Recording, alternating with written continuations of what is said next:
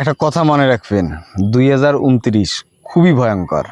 বিজেপির জন্য ভয়ঙ্কর, অন্য অন্য যে দলগুলি আছে এদের জন্য ভয়ঙ্কর। কারণ বিজেপি হওয়া লাগছে সেন্ট্রাল কেন্দ্রিক পার্টি। কোনো কারণে যদি খালি একবার সেন্ট্রাল থেকে সারে, তাহলে ওই দলটা টিএমসি তো কী ভাঙন দেখতে লেগছেন, এত টুকরি হবে না, কল্পনা করবে পাবার নন। আর যদি ফির ক্ষমতায় আসে 2029-এ, বাকিগুলি ফির এত টুকরি করবে, গণই শেষ করবে পার নন। তো 2029-টে খুবই ভয়ঙ্কর, খুবই ভয়ঙ্কর সবারই জন্যে। তো 2029-এর জন্যে এলার থেকে প্রস্তুতি নেও। এনি হাউ সে কোনোর বিনিময়ে হোক, বিজেপিকে 2029-এ সারাই খাবি, ঠিক আছে?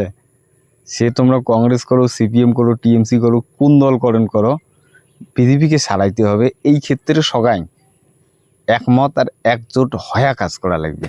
তোমার কি মনে হয়? কমেন্ট বক্সের মধ্যে জানিয়ে যাবেন।